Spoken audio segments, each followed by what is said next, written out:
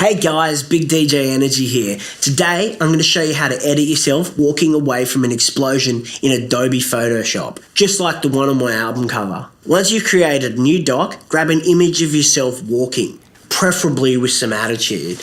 Next, you'll need an image of a super lit explosion. You can find one on Adobe stock.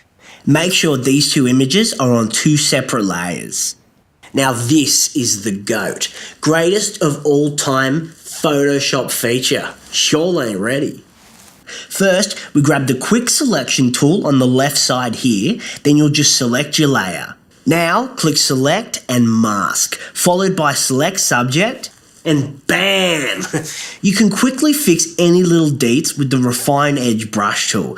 Grab this from the left hand side and brush away, like magic. Next, we save this as a new layer by clicking here on the bottom right and selecting New Layer with Layer Mask.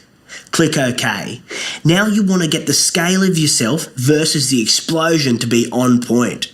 So to do that, we just click and drag into place. Lastly, you want to update the brightness and contrast so they appear as one. To do this, we'll need to head to the Adjustments panel on the right. Click Brightness and Contrast. Then, lock your layer and play with these until it looks like a match.